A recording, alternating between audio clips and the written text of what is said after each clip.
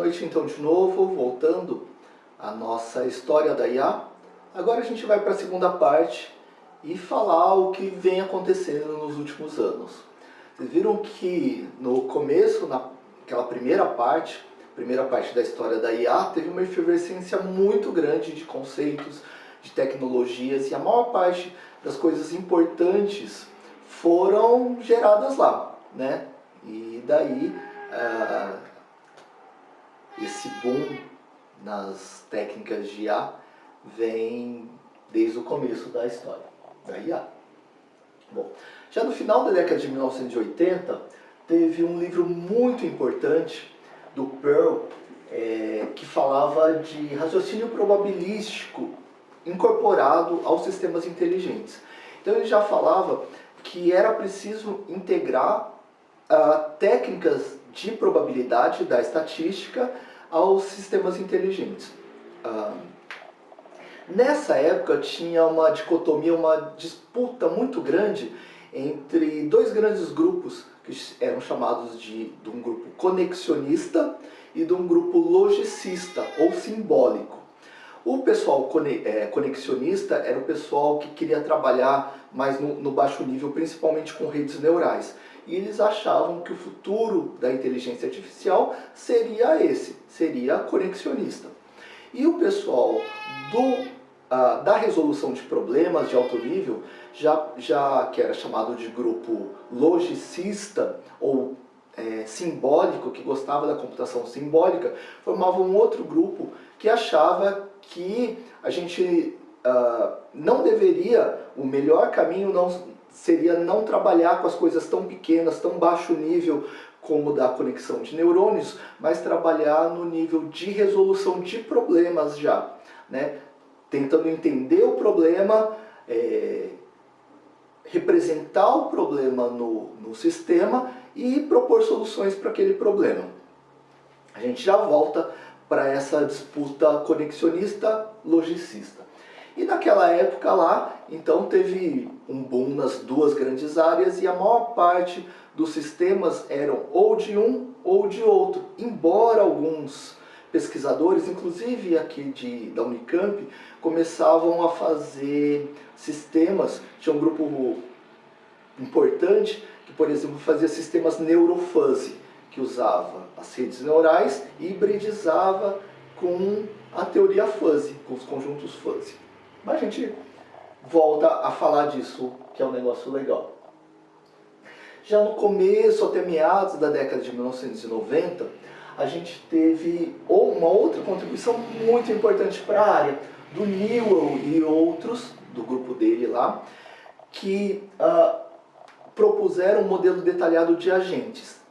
Os agentes são hoje uma das principais ferramentas, uma das principais técnicas, uma das principais formas da gente modelar e implementar sistemas inteligentes distribuídos. Esse é um outro dos grandes booms da área, juntamente com o boom para sistemas únicos em redes neurais, tá? Em variações de redes neurais. O outro grande boom para sistemas distribuídos, internet das coisas, ou um monte de drones, por exemplo, se coordenando, jogos de futebol, enfim, é a parte de agentes. E o que são agentes, então? Então, cada agente é um processo, que é um programa em execução, autônomo. Então, ele é capaz de pensar, de raciocinar por si mesmo, de tomar decisões autonomamente, sozinho, mas pensando no bem da comunidade, dos outros agentes que podem ter objetivos mais importantes, no campo militar, missões mais importantes. Então, por exemplo, se um agente sofre um dano numa missão mais importante, um outro agente pode abandonar uma outra missão e vir cobrir, né, vir substituir esse agente que deu falhas, e isso é usado para um monte de coisas. Então, os agentes são processos autônomos, mas que normalmente eles veem o cenário como um todo. Então, eles têm objetivos comuns, eles tentam se coordenar, eles tentam cooperar uns com os outros.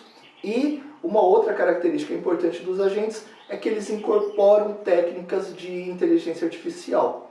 Então, para nós, é uma coisa muito legal, porque eles trazem essa nova fronteira da inteligência artificial distribuída, ou dos sistemas distribuídos inteligentes, chamado de tecnologia ou arquitetura orientada a agentes, que é uma das grandes fronteiras que a gente tem, com um monte de aplicações assim super legais, super importantes.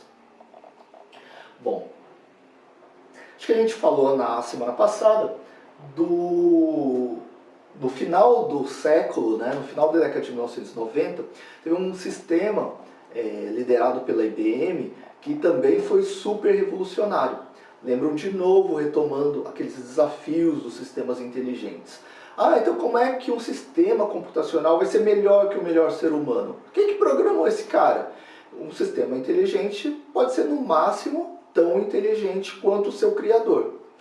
Bom, e daí o desafio era criar um sistema cujo desempenho fosse melhor do que o do melhor ser humano. Nossa, isso era um desafio assim, enorme. E em 1997 teve um desafio desse sistema, do Deep Blue, porque a IBM é a grande azul, né? Enfim, o logo dela é azul e tal. Esse sistema derrotou o então campeão mundial na época de xadrez, o enxadrista Garry Kasparov. Esse cara era um russo e era um dos enxadristas mais famosos, porque ele foi muito longevo, assim, tipo, ele foi campeão mundial de xadrez por muito tempo. Ele era, tipo, entre aspas, imbatível, assim, entre aspas. E o sistema ter derrotado o Kasparov, na época deu muita mídia isso aí. Eles fizeram um desafio, eles empataram, porque você sabe que nas partidas de xadrez tem empate também. Então é um desafio de melhor de 5, melhor de 7 partidas, essas coisas assim. Os empates são meio para cada um, meio ponto para cada um. E no primeiro desafio eles empataram, que já foi assim um absurdo. Nossa, não foi o Kasparov que programou o Deep Blue. Como é que o Deep Blue empatou com o Kasparov? Era assim, nossa, já tinha sido uma loucura. E daí, nossa, o Kasparov queria ganhar, né, enfim, do sistema, e os caras da IBM queriam ganhar do Kasparov. Então, eles propuseram uma revanche, enfim, como se fosse uma revanche, um novo desafio, né, após esse empate, depois de um tempo, e o Kasparov lá se preparando, e o pessoal da IBM também.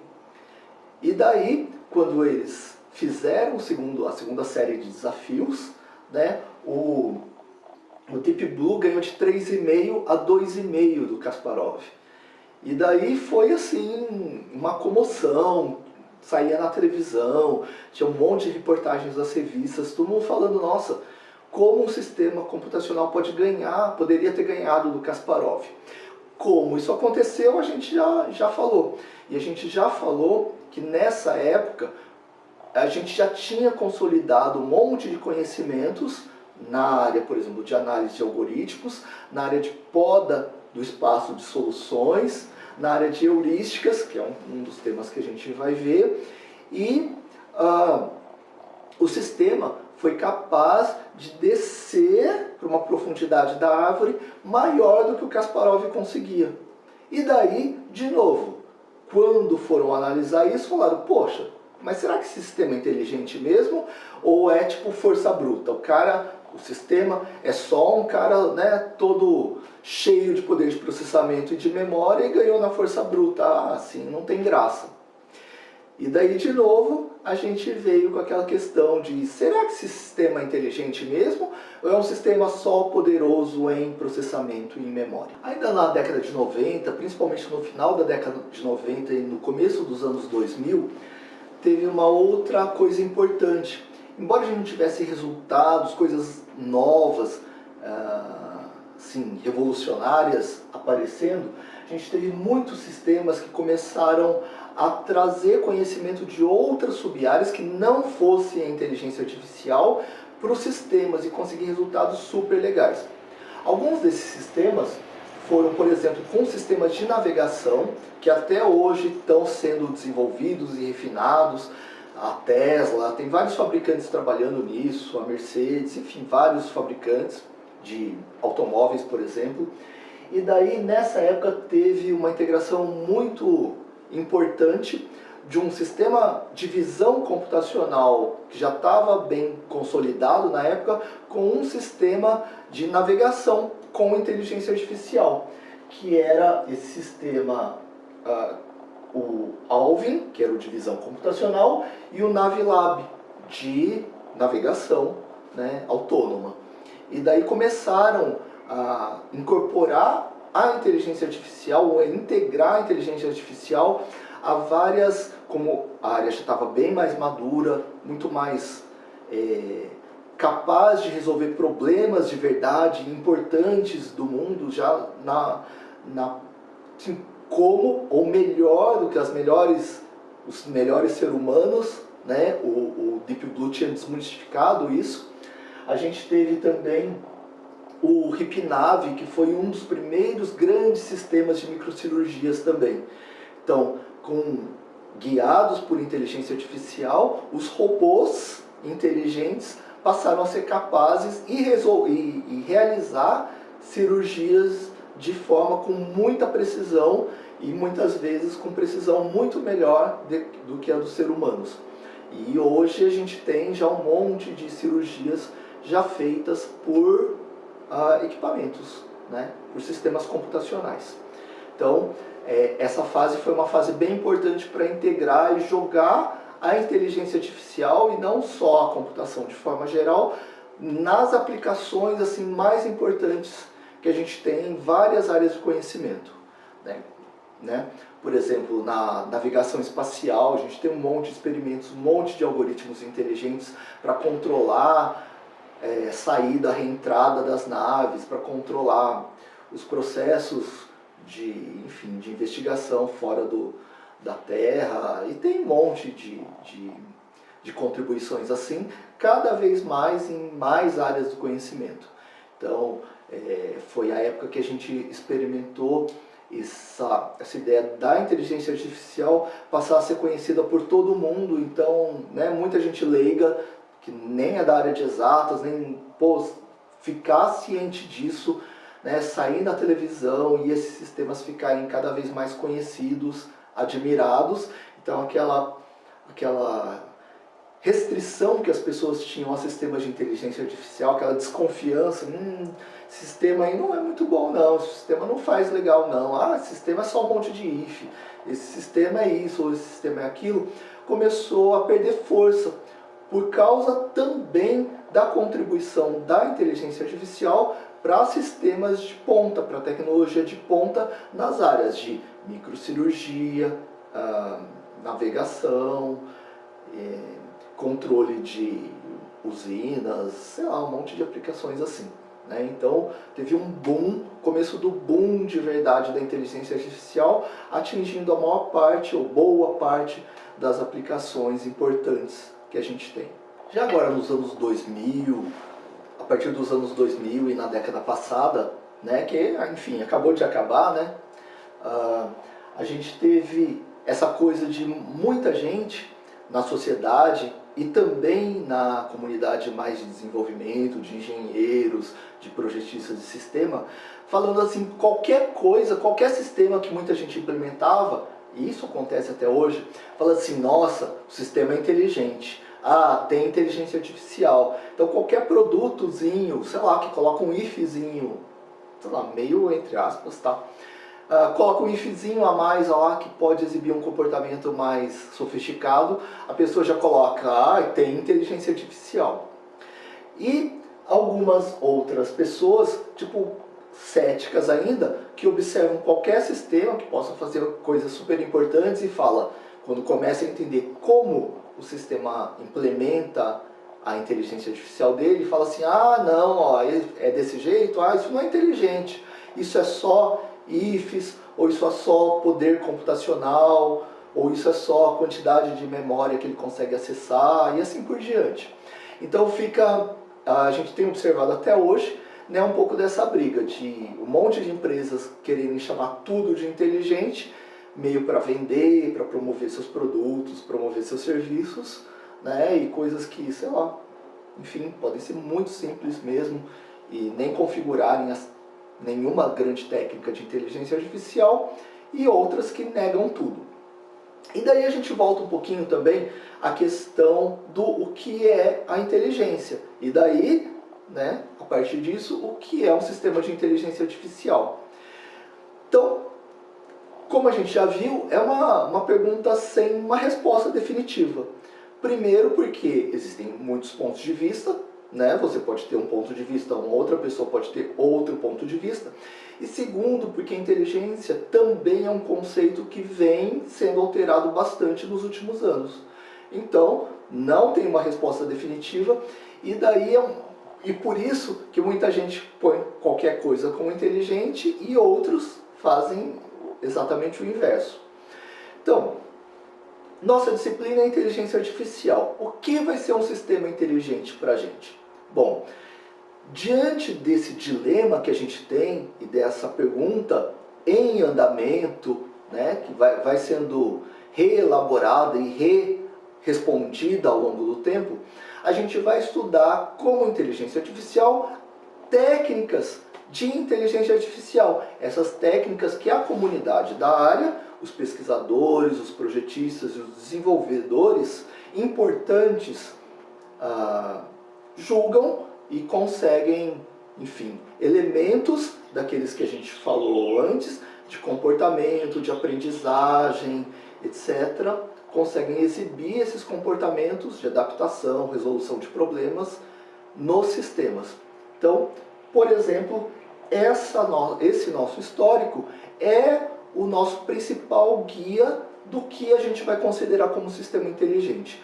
Então, essas são as nossas principais bases, né, a nossa principal estrutura para a gente decidir o que é inteligente e o que não. É só isso, ou tem mais coisa, ou algumas coisas dessas não são inteligentes? Não sabemos, isso é discutível, algumas pessoas podem dizer que não, outras pessoas podem dizer que sim, porque a pergunta, como a gente viu, é uma pergunta em aberto. Mas esse é o nosso foco, tá? É ver como as pessoas mais importantes da área, que conseguem os resultados mais inovadores do ponto de vista de sistemas e de comportamento de sistemas, têm obtido. Ok? Então, esse é o nosso ponto de partida. Uma outra coisa que vem acontecendo na última década, principalmente, é um boom das redes neurais. As redes neurais, embora hoje elas sejam muito moda e para o usuário final, provavelmente são até mais conhecidas que os agentes. Os agentes, tem muita gente trabalhando nisso, mas no sistema final, né, para o usuário final fica muito mais impactado quando tem uma câmera que vê quem é a pessoa, tipo assim, né? Então, as aplicações em redes neurais, acho eu, né, tenho essa impressão, que tem mais impacto ainda do que a tecnologia de agentes. Bom, ele vai ser um tema, obviamente, importante para nós, e a gente vai falar que colocar algumas restrições só para a gente não entrar nesse boom e achar que as redes neurais devem resolver todos os nossos problemas ou serem, né? Não necessariamente as principais e certamente não as únicas técnicas para resolver problemas. A gente tem muito mais coisa na nossa área e muito mais coisa para a gente empregar nos nossos sistemas. As redes neurais são muito conhecidas um pouco pela aprendizagem, mas e treinamento, né? Mas principalmente pelo reconhecimento de padrões. Então, não muitos anos atrás, elas aprenderam a classificar imagens. Então essa imagem é de um gato ou essa imagem é do cachorro. E ficou bastante tempo na década passada em problemas desse tipo. Tá? Resolvidos esses problemas, daí você deve ter um monte de aplicações, vários TCCs, por exemplo, na PUC, que falam assim, por exemplo, focar uma nota e daí o sistema para deficiente visual, por exemplo, dizer, olha, essa é uma nota de R$10, por exemplo, né, num produto, num supermercado, e daí ele vê a embalagem do produto, ou o código de barras, ou o nome, e fala, olha, esse aí é o produto X, né, para ajudar, enfim, ou o preço dele é tal, para ajudar o usuário final. Né? E Hoje também, né, tem reconhecimento de placa de carro, reconhecimento de pessoas. Então, a principal aplicação chamada de reconhecimento de padrões é um problema de classificação, ou seja, eu reconhecer uma imagem, eu reconhecer um som, por exemplo, e dizer, olha, esse som aqui é da música X ou é da música Y. Ou é a voz do cantor X ou da banda Y, tipo assim, ou é da pessoa A, pessoa B ou pessoa C, que é um dos grandes, uma das grandes vitrines. Mas você vê, por outro lado, muito importante o resultado, ou os resultados que vem obtendo, mas sempre nessa sub-área de conhecimento de padrões, beleza? Então, é desse ponto de vista que a gente vai falar, pô, redes neurais é muito legal, e, de outra forma, né, de outro ponto de vista, é colocar na caixinha também. Olha, ele também não é legal para resolver todos os problemas, deve ter um monte de restrições, mesmo porque as redes neurais não vêm resolvendo todos os problemas, ou muitos problemas, né, de problemas mais simples, que exigem muito treinamento, bases de dados muito grandes, coisas assim. E daí, como tem dificuldades para resolver problemas, por exemplo, você lembra que no começo era classificar se era gato ou se era cachorro, e daí isso foi melhorando.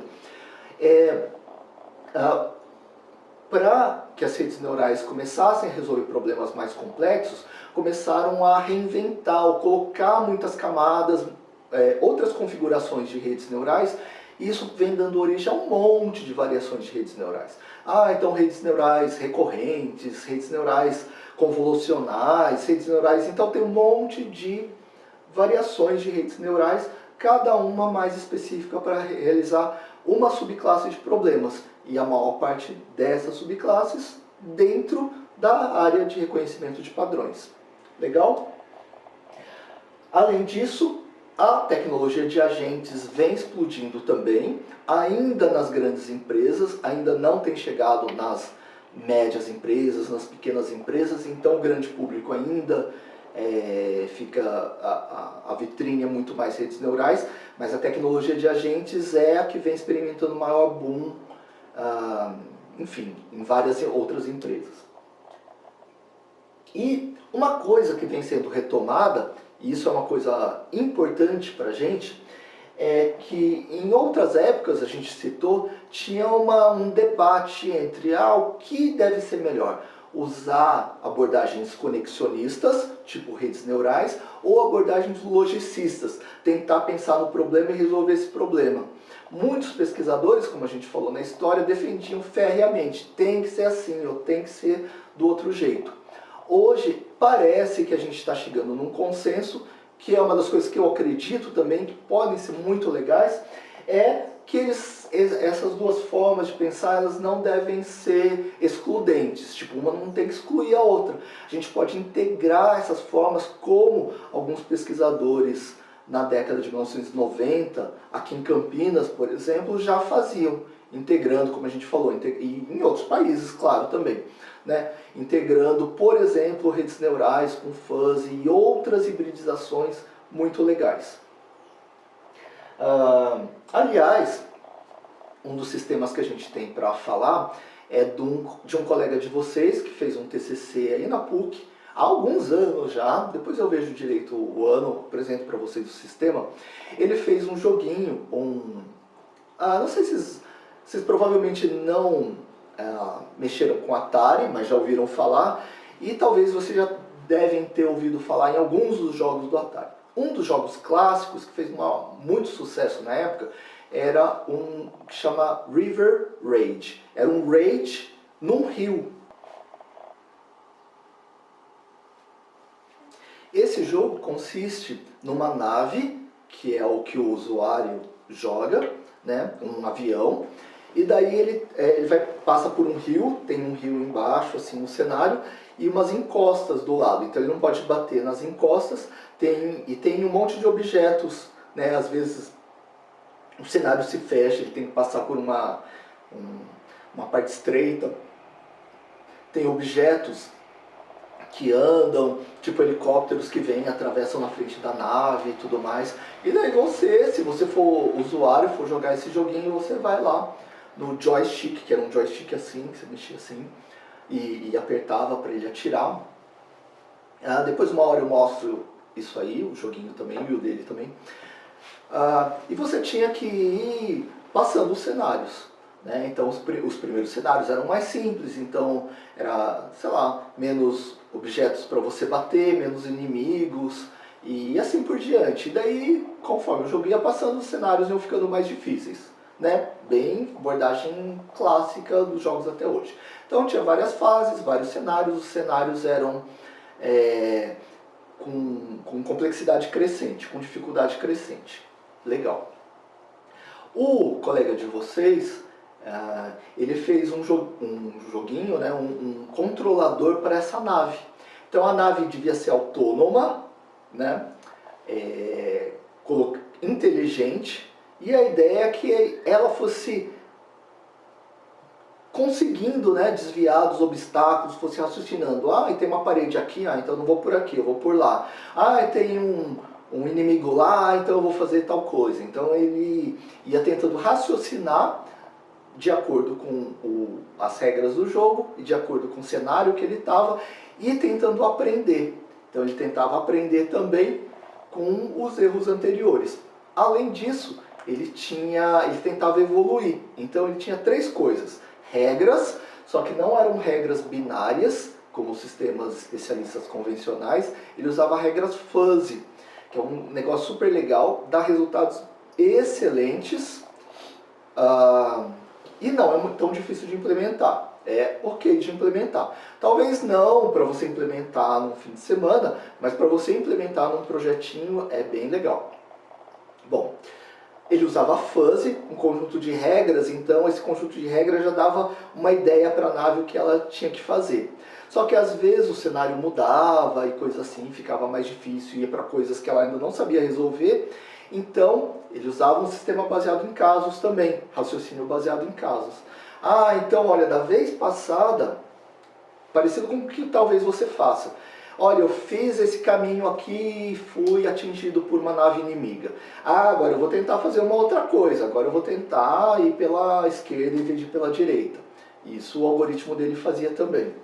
E além disso, então hibridizava fuzzy, raciocínio baseado em casos, e algoritmos genéticos, que é outra coisa assim, que dá resultados super legais. Se for num simpósio de games, por exemplo, no SB Games, que é o simpósio oficial de games da SBC, da Sociedade Brasileira de Computação, você vai ver o tanto de trabalhos que tem em computação evolutiva, em algoritmos genéticos.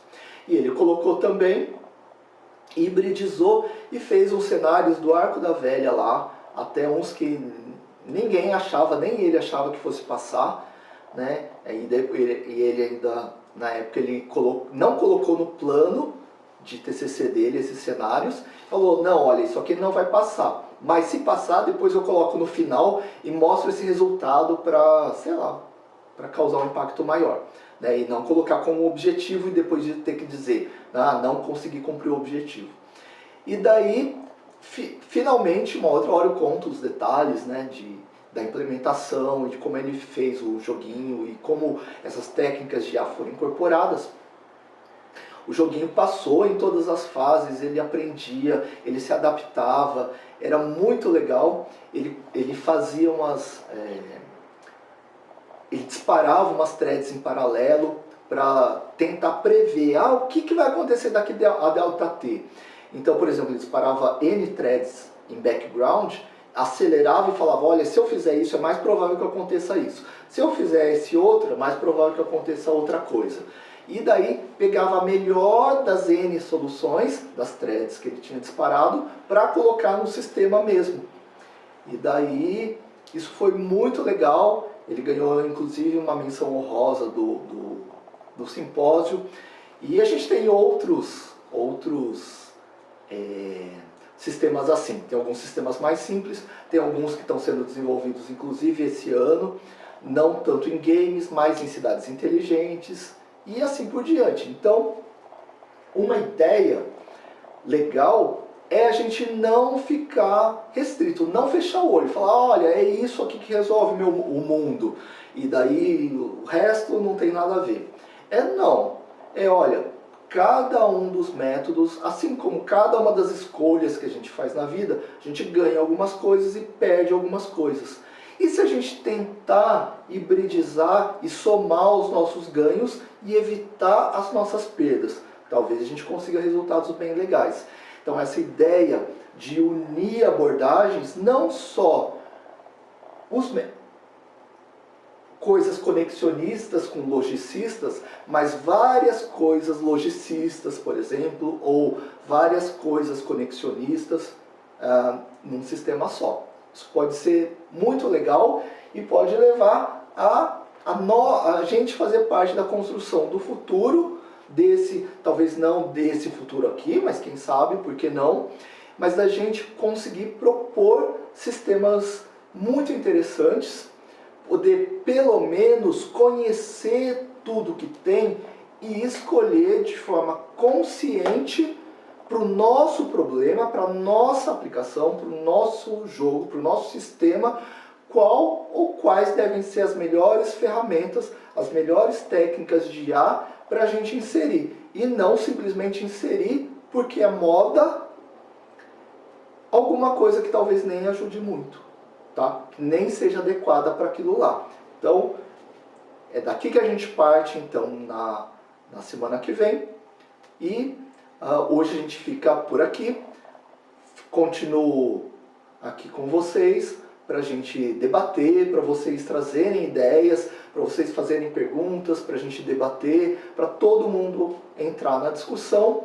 Então fica aberto o chat escrito e o chat oral, né, o microfone.